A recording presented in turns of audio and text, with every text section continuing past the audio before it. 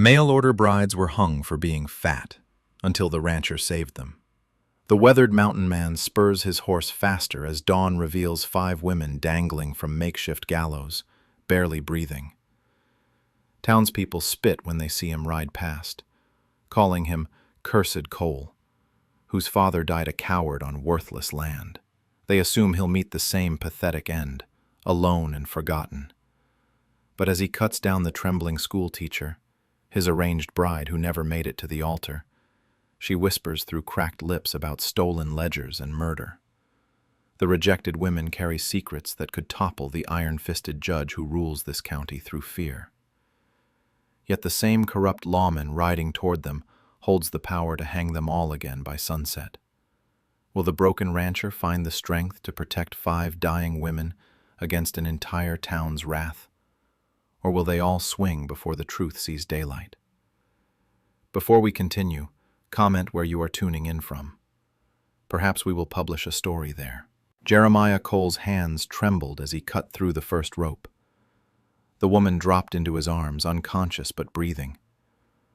Her blonde hair was matted with dirt and blood. A wooden sign hung around her neck reading, "Unwanted goods." He moved quickly to the next woman. Dark-haired and defiant even in her weakened state, she opened her eyes as he lowered her to the ground. Her voice came out as a harsh whisper. "You're him, the rancher." "Mary?" Jeremiah asked, looking at the blonde woman. The dark-haired woman shook her head weakly. "That's Mary. I'm Clara."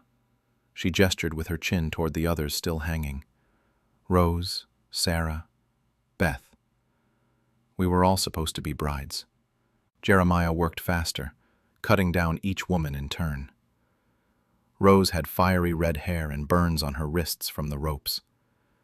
Sarah remained silent, her calculating eyes taking in everything around them. Beth, the oldest, immediately began checking on the others despite her own injuries. "Judge Morrison's work," Clara continued as Jeremiah helped her sit against a fence post. "Said we were too fat, too ugly, too old. Lies." The sun climbed higher as Jeremiah loaded the 5 women into his wagon. Townspeople gathered at their windows, watching with cold eyes. Some laughed. Others shook their heads in disgust. "Fools collecting Morrison's garbage," someone called out. "Cole curse strikes again," another voice added. Jeremiah ignored them. He'd heard worse his entire life. His father's reputation as a coward who abandoned his land and family followed him everywhere. The townspeople expected him to fail, just like his father had. At his small ranch, Jeremiah helped the women inside his modest cabin. Beth immediately took charge, organizing sleeping arrangements and checking everyone's injuries. Rose paced like a caged animal, her anger soft but clear. "We weren't rejected for our looks. We were rejected because we said no." The other women nodded grimly. "Morrison wanted us for himself," Clara explained. "When we refused, he convinced our intended husbands we were unsuitable. Then he had us arrested for disturbing the peace." Sarah reached into her torn dress and pulled out a small leather book. "I managed to take this from his office while they dragged us to the gallows. Morrison's ledger. Every crooked deal, every stolen acre, every person he silenced." Jeremiah stared at the book. "People have tried to expose him before. They disappeared," Beth said quietly. "Or had accidents. Or committed suicide like your father supposedly did."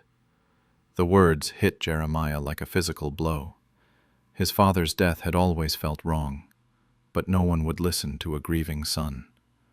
"Morrison owns the sheriff, the mayor, half the county commissioners," Sarah continued. "But he doesn't own everyone.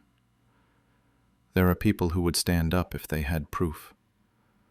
And if they had someone to stand behind," Mary added, looking directly at Jeremiah. Before he could respond, the sound of approaching horses filled the air. Jeremiah peered through the window and counted 8 riders. Judge Morrison led them, his massive frame unmistakable even at a distance. "Stay inside," Jeremiah told the women.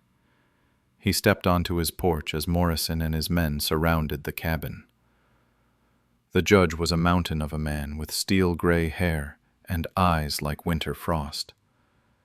His badge gleamed on his black coat. "Cole?" Morrison's voice carried the authority of someone used to being obeyed. "You've got something that belongs to me." "Don't see how 5 women belong to anyone but themselves." Morrison laughed, a sound like grinding stone. "Those women are criminals, sentenced to death for their crimes against the good people of this county." "What crimes?" "Prostitution, theft, disturbing the peace." Morrison's eyes narrowed. "Interfering with justice by cutting them down makes you an accomplice." Jeremiah felt the weight of his father's failures pressing down on him. Every instinct told him to back down, to apologize, to hand over the women and hope Morrison showed mercy. Instead, he stepped forward. "Then arrest me proper, with witnesses and a trial." Morrison's men shifted in their saddles, hands moving toward their weapons. The judge raised a hand, stopping them. "You've got 48 hours, Cole." "Send them away, or join them on the gallows. Your choice." "And if I refuse?" Morrison smiled, revealing yellowed teeth. "Of you. Tonight." Mary shook her head. "Where would we go?" "Morrison's corruption reaches across 3 counties. Besides, we're tired of running." "We have evidence," Sarah said, tapping the ledger. "Names, dates, amounts, proof of land theft, extortion, murder." "Evidence doesn't matter if there's no one to hear it," Beth pointed out. "The territorial inspector arrives next week for the annual review," Rose added. "If we could get this information to him." "Morrison controls all the mail," Clara said. "All the telegraph lines, too." Jeremiah looked at each woman in turn. They were asking him to risk everything on a desperate gamble. His life, his land, his future. All for justice that might never come. But as he thought about his father's supposed suicide and Morrison's satisfied smile, the choice became clear. "Then we don't send the evidence," he said. "We deliver it ourselves." That night, Jeremiah stared at his father's locked wooden chest. He'd avoided opening it for years, fearing what memories it might contain. Sarah knelt beside him, examining the heavy iron lock. "My brother taught me this," she whispered, pulling 2 thin metal pieces from her hair. "Before Morrison had him arrested on false charges." Her fingers worked delicately, feeling for the mechanism's weaknesses. The lock clicked open after several tense minutes. Inside, yellowed papers lay beneath his father's old rifle. Jeremiah lifted the documents with shaking hands. Land deeds, survey maps, legal certificates bearing official seals. Mary leaned over his shoulder, her teaching skills making her the fastest reader among them. Her face went pale as she scanned the papers. "Jeremiah, you own half of Morrison County. The town, the mines, the water rights. Everything." The other women gathered closer. Clara whistled low under her breath. Rose grabbed one of the maps, studying the property lines. "Morrison's been stealing from you for 20 years, Beth said softly. "Since your father died." More papers revealed the truth. Letters from territorial officials demanding meetings with the rightful landowner. Notices about unpaid taxes on Morrison's businesses that should have been collected by the coal estate. Records of mining claims filed illegally on coal property. Sarah found a final letter tucked beneath the rifle. Her hands trembled as she read aloud. If something happens to me, know that Morrison threatened my family. He wants the coal lands for the silver deposits. He'll stop at nothing. Signed by your father, 3 days. Evidence of local corruption anymore. We have proof of a massive land fraud. Sarah carefully organized the documents. Morrison probably thought these papers were destroyed. He's been living on stolen time. And stolen land, Beth concluded. Dawn brought unwelcome visitors. Clara, who'd been keeping watch from the barn, whistled a warning. Morrison rode up with twice as many men as before. 16 riders surrounded the cabin. Jeremiah stepped outside, the land deeds tucked inside his coat. Morrison's face was darker than storm clouds. Time's up, Cole. Hand over my property. Your property? Jeremiah's voice carried new confidence. Funny thing about property. I've been checking some old records. Morrison's eyes narrowed. What records? The kind that show who really owns what around here. For the first time, Morrison looked uncertain. His hand moved instinctively toward his gun, then stopped. Too many witnesses among his own men. You're talking nonsense, boy. Am I?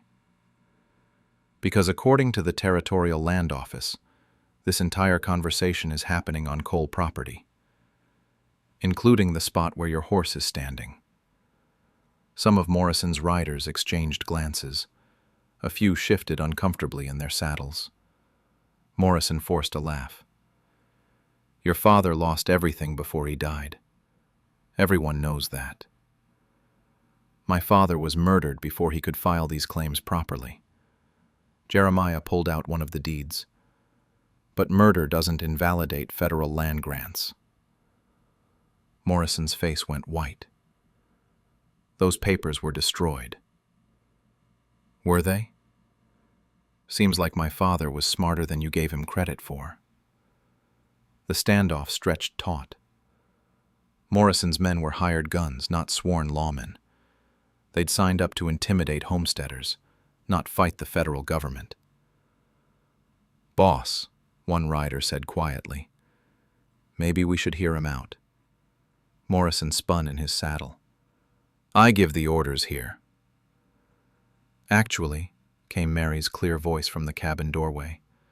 According to these property lines, you're trespassing.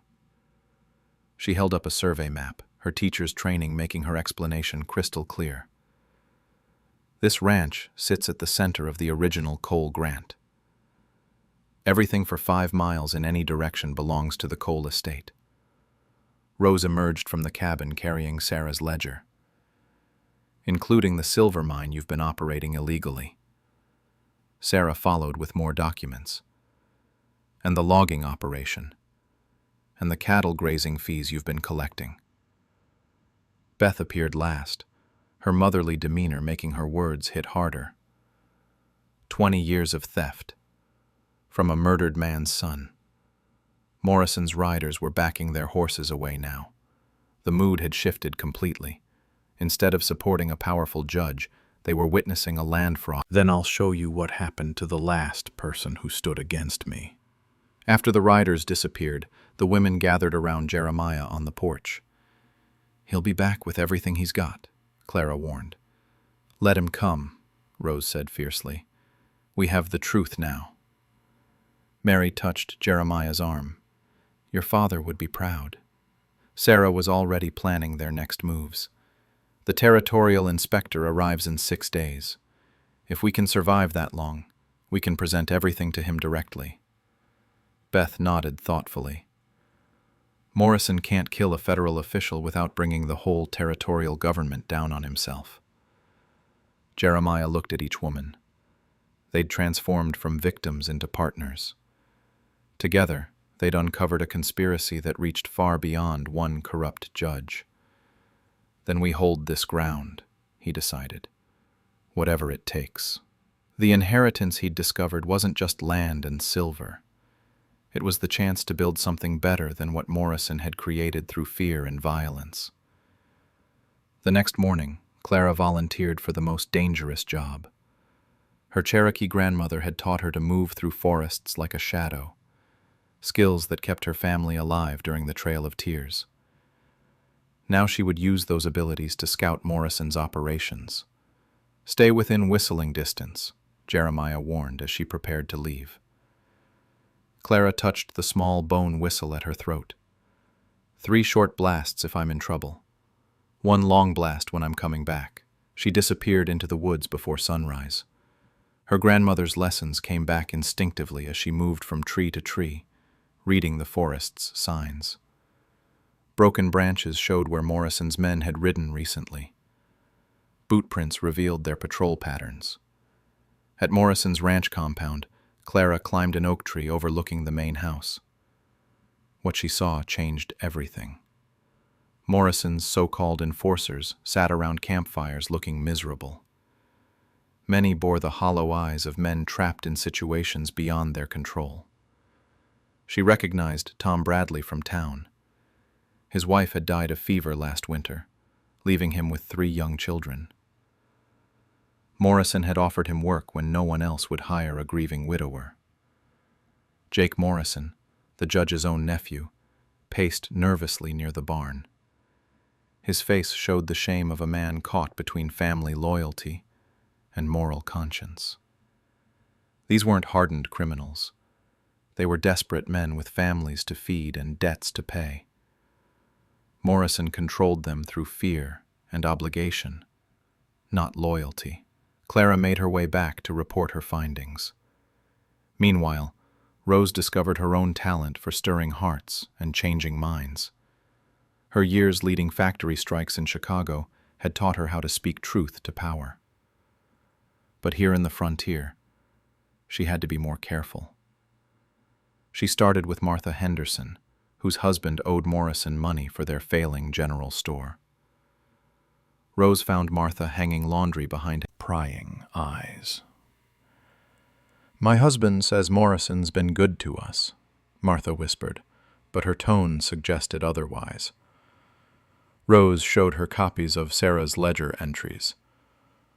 "Good to you? Or good at trapping you?" The numbers told a clear story.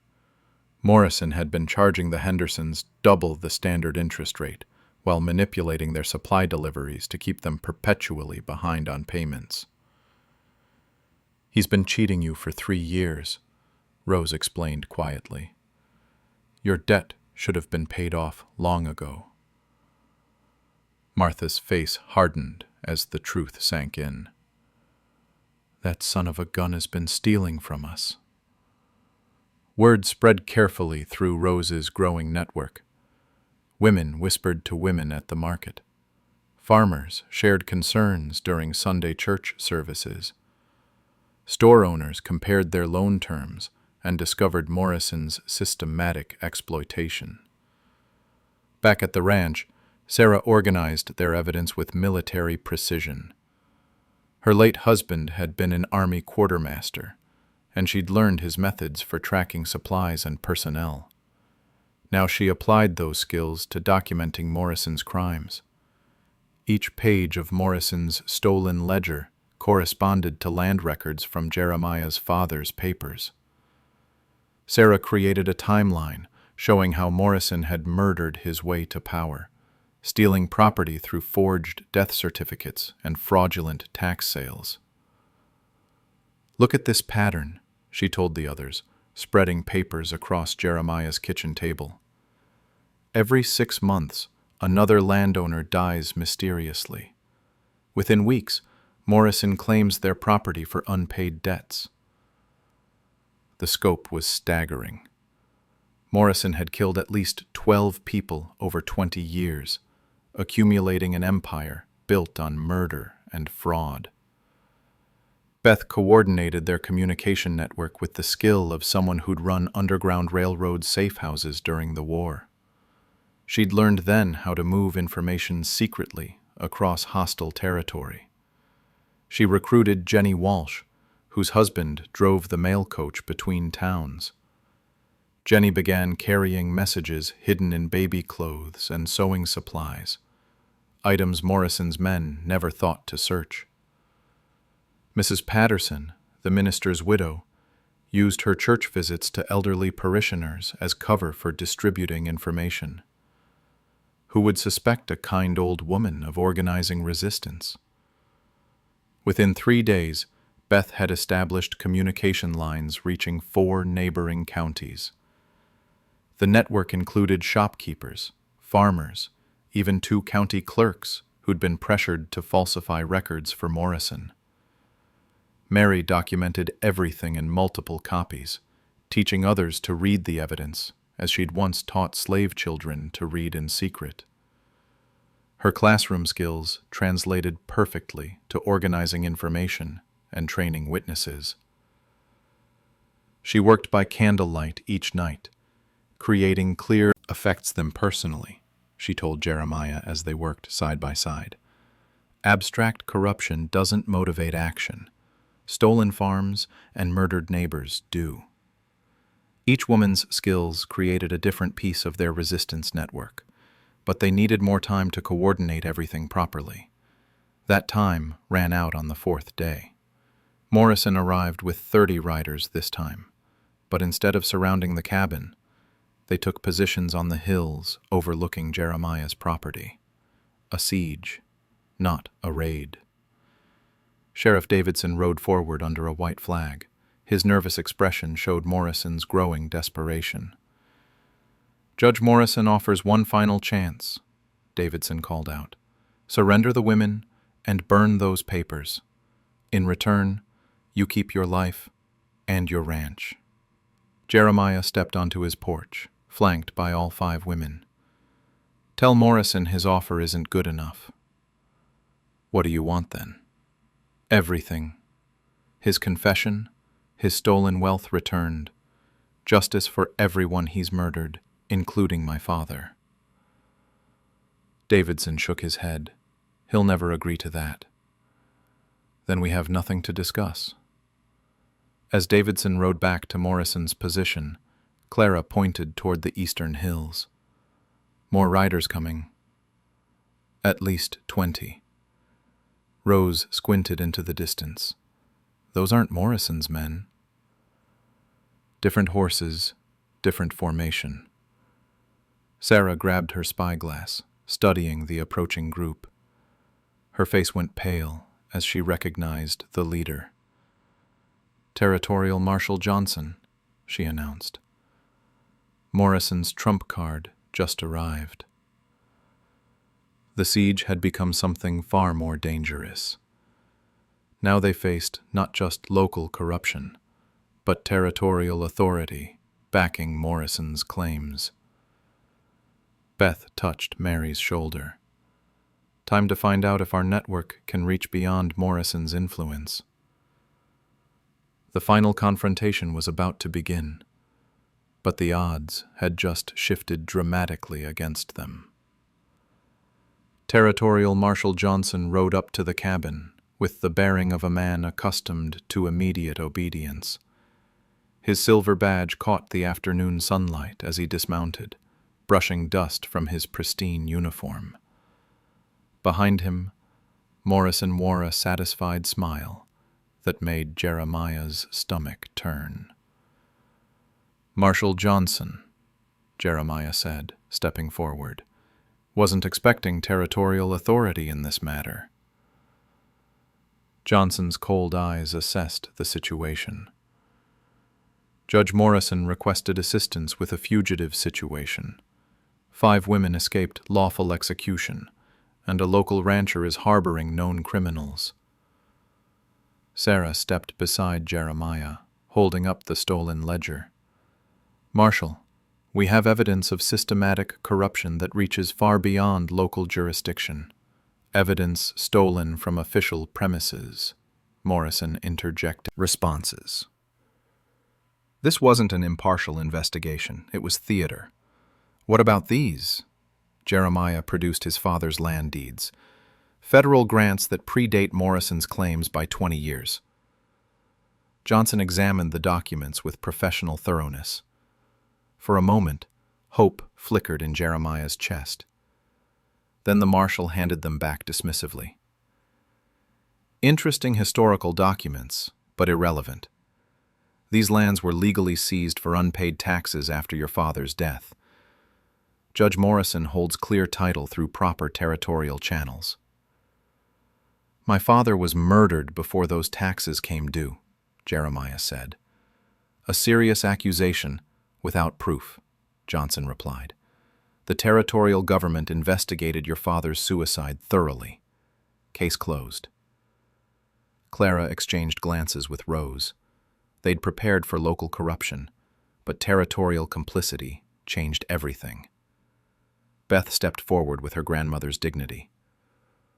Marshal Johnson, surely you recognize the importance of federal land rights over territorial claims. Mrs. Patterson, I presume. Johnson's familiarity with her name sent chills through the group. Your reputation for stirring up trouble precedes you. The marshal knew exactly who they were. This entire situation had been orchestrated in advance. Morrison moved closer, his confidence restored. Marshal Johnson has full authority to resolve this matter. I suggest you surrender peacefully.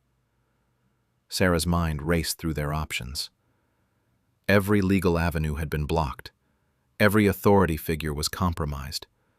The network of evidence they'd built meant nothing if the territorial government itself was corrupted.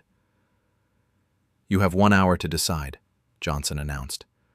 Surrender the fugitives and stolen documents, or face charges of harboring criminals and interfering with territorial justice. As the marshal returned to confer with Morrison, the women gathered in the cabin's main room. Their desperate hope had transformed into grim reality. They planned this perfectly, Sarah said quietly. Morrison never intended to handle this locally. Rose slammed her fist on the table. So we just give up? Let them hang us for standing up to a murderer?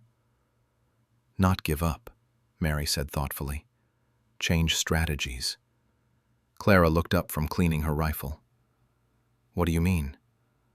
Johnson and Morrison think they've won because they control the official channels, Mary explained. But there's one authority they can't control. The territorial inspector, Beth realized. Exactly.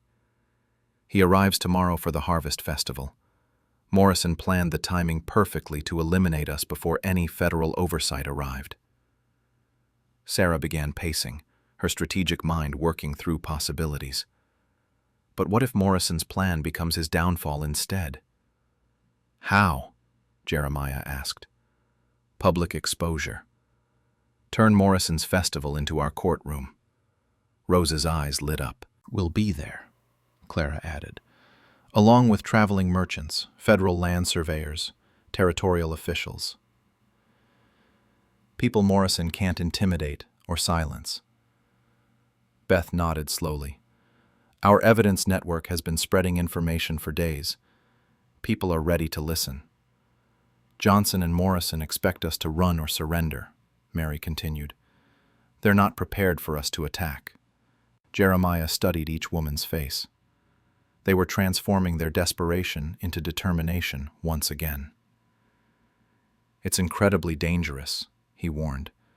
If we fail, there's no escape. If we surrender, we die anyway, Sarah pointed out. At least this way, we die fighting for something meaningful. Outside, Morrison's men were setting up a perimeter. Johnson had positioned his territorial riders at key escape routes. The cabin was completely surrounded, but their enemy's confidence had created an opportunity. Morrison and Johnson believed they'd won. They would be unprepared for a coordinated public challenge during tomorrow's festival. Clara volunteered to slip out after dark, carrying messages to their network contacts in town. Her grandmother's stealth skills made her the only one who could move undetected through the siege lines. "Tell everyone to be ready," Mary instructed. "When we arrive at the festival, they need to support us immediately." Rose would coordinate the public presentation, using her speaking skills to turn Morrison's celebration into his trial. Sarah would present the evidence systematically, making Morrison's crimes undeniable to federal witnesses. Beth would manage crowd dynamics, ensuring their allies were positioned to support them when Morrison's men tried to interfere. As night fell, Jeremiah stared out at the campfires surrounding his property. 50 armed men waited to escort them to their execution at dawn. But dawn wouldn't bring surrender. It would bring the final confrontation that would determine not just their fates, but the future of the entire county. Mary touched his shoulder. "Your father would be proud of what we're planning." "If we survive to see it succeed," Jeremiah replied. "We will," she said with quiet conviction. "Because we're not just fighting for ourselves anymore. We're fighting for everyone Morrison has hurt. Tomorrow would prove whether truth could triumph over corruption, or whether power would crush justice once again." The Harvest Festival transformed Morrison County's Main Street into a bustling celebration. Colorful banners stretched between buildings, while merchants hawked their wares from wooden stalls. Children ran between the crowds as their parents sampled fresh cider and warm bread. Marshal Johnson escorted Jeremiah and the 5 women through the festivities like a victory parade. Morrison had planned this perfectly. Public executions during celebrations sent the strongest possible message about challenging his authority. But something was wrong. The crowd's mood felt different than expected. Instead of fear or indifference, faces showed anticipation. People positioned themselves strategically around the makeshift platform Morrison had erected for the hangings. Sarah noticed it first. Martha Henderson stood near the front with her husband, both holding printed copies of Morrison's ledger entries. Jenny Walsh had distributed dozens of evidence packets throughout the morning crowd. Federal Land Inspector Thomas Hayes arrived precisely at noon, his official carriage drawing attention from territorial officials and traveling merchants. Morrison greeted him warmly, playing the role of gracious host while positioning guards discreetly around the platform. "Inspector Hayes," Morrison announced loudly enough for the crowd to hear. Perfect timing to witness territorial justice in action. Hayes looked uncomfortable as he surveyed the gallows. "Judge Morrison, I understood this was a harvest celebration, not an execution." "Justice waits for no man's convenience," Morrison replied smoothly. "These criminals have terrorized our peaceful county long enough." Rose caught Mary's eye from across the platform. Their network allies were in position. Mrs. Patterson sat prominently in the front row with her church ladies. Tom Bradley stood with other reluctant Morrison employees, their faces showing obvious conflict. Johnson began reading the charges in his official capacity. "By territorial authority, these individuals stand accused of theft, disturbing the peace, and conspiracy against lawful government." "That's interesting," Sarah called out clearly, her voice carrying across the suddenly quiet crowd. "Because we have different charges to present." Morrison stepped forward angrily. "Silence the prisoner." But Inspector Hayes raised his hand. "Let her speak. Federal oversight requires hearing all sides of territorial disputes." Sarah pulled out Morrison's ledger, holding it high for everyone to see. This document details 20 years of murder, land theft, and corruption by Judge Morrison. Murmurs rippled through the crowd. Morrison's face darkened dangerously. "Stolen property cannot be admitted as evidence," Johnson protested. "Actually," Hayes interjected, studying the ledger's cover, "this appears to be an official county record. Federal inspectors have authority to examine all territorial documents. Rose stepped forward, her factory organizing experience taking over. Citizens of Morrison County, you've lived in fear long enough. Today we expose the truth about your so-called protector. She gestured toward Martha Henderson. Martha, tell Inspector Hayes about your store's loan terms. Martha stood shakily, then found her courage. Judge Morrison charged us double the legal interest rate while manipulating our supply deliveries to keep us in debt. That's a serious accusation, Hayes said, making notes. More forward with their stories. Clara addressed Tom Bradley directly. Tom, tell everyone why you really work for Morrison. Bradley removed his hat, his voice barely audible. He said he'd take my children if I didn't follow orders. Said they'd end up in territorial orphanages where I'd never see them again.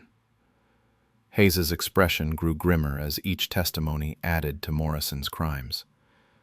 Beth stood with maternal authority, her voice reaching every corner of the square. People of this county, look around you. How many neighbors have died mysteriously? How many farms have been seized for suspicious debts? The crowd began murmuring names. John Peterson, the Miller family, Samuel Wright. Each death had enriched Morrison while traumatizing the community. Mary presented Jeremiah's inheritance documents to Inspector Hayes. Judge Morrison murdered this man's father to steal federal land grants. These deeds predate Morrison's claims by 20 years. Hayes examined the papers carefully, his federal authority making his opinion decisive. These appear to be legitimate territorial grants. If proven authentic, they supersede all subsequent claims. Morrison finally exploded. Enough of this circus. Johnson, arrest these criminals immediately. But Johnson hesitated. Too many federal witnesses were present. Too much evidence was being presented publicly. His territorial authority meant nothing if the federal government launched an investigation. Sarah opened the ledger to a specific page. Inspector Hayes, this entry details Morrison's arrangement with Marshall Johnson. 50% of stolen land revenues in exchange for territorial protection. The crowd gasped as Johnson's complicity was exposed. Hayes stepped closer to examine the evidence. Is this your signature, Marshall Johnson? Hayes asked pointedly. Johnson's face went pale. His career, his pension, his freedom all hung in the balance. Rose seized the moment, addressing the crowd with passionate conviction. This is our chance. Today we choose between continuing to live in fear or standing together for justice. The crowd's mood shifted dramatically. Morrison's hired men found themselves surrounded by angry citizens who outnumbered them 10-1. Even some of Morrison's reluctant employees began removing their badges and stepping away. Inspector Hayes closed the ledger and faced Morrison directly.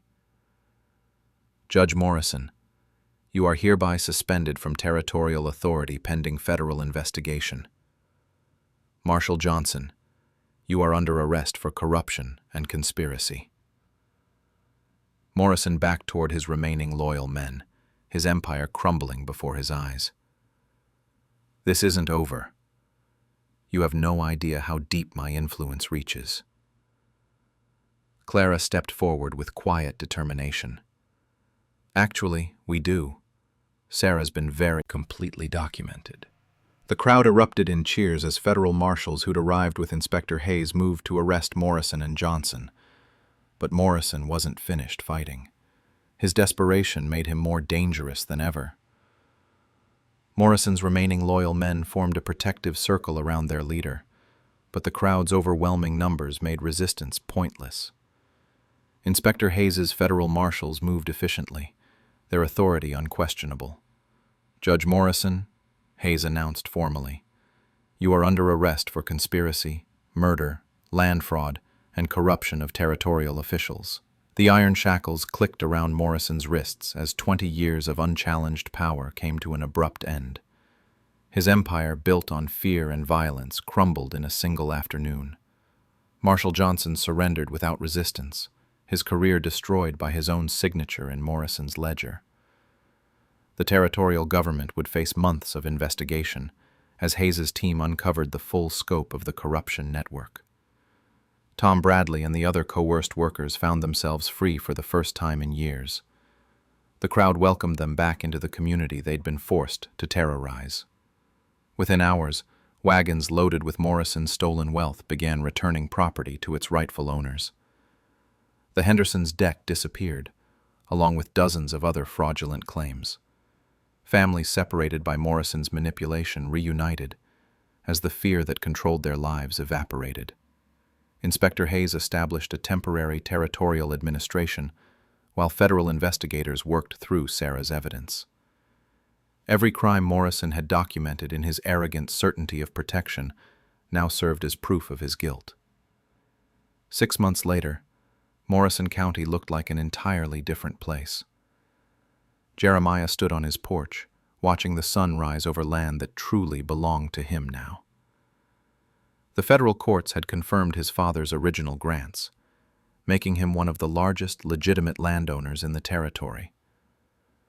But he'd used that inheritance to transform the entire region, rather than simply enriching himself. The silver mines operated as a cooperative, with profits shared among all workers, rather than flowing to a single corrupt owner. Former victims of Morrison's schemes now owned stakes in the businesses they'd once served as virtual slaves. Mary emerged from their cabin, her school books tucked under her arm. As Morrison County's first official school teacher, she'd established classes for both children and adults who'd been denied education under Morrison's regime. The new families arrived today, she told Jeremiah with excitement. 3 more mail-order brides were expected on the afternoon coach, but their experience would be entirely different from what Mary and her friends had endured. Clara's boarding house provided safe accommodation, while the women met their intended husbands under proper supervision. No bride would ever again face pressure, rejection, or abuse in Morrison County. Rose's newspaper, the Morrison County Truth, had become the territory's most respected publication. Her articles about women's rights and government accountability reached readers across the frontier. Sarah served as the county's official clerk and treasurer, her organizational skills ensuring transparent government that served all citizens equally. Her meticulous record-keeping made corruption impossible to hide. Beth's orphanage cared for children who'd lost parents to Morrison's violence, while also serving as a training center for women seeking independence and education. Together, the 5 women had created a support network that protected vulnerable people throughout the territory. The afternoon coach arrived precisely on schedule. 3 nervous young women stepped down with their small traveling bags, uncertainty written across their faces. But instead of the hostile rejection they feared, they found a welcoming committee of successful women who understood their experiences completely. "Welcome to Morrison County," Mary said warmly. "You have choices here that you've never had before." Clara stepped forward with practical information. "Your intended husbands are waiting at the church, but there's no pressure to decide immediately. Take time to get to know them properly." Rose added, "If any man treats you disrespectfully, we have laws now that protect women. Real laws, enforced fairly."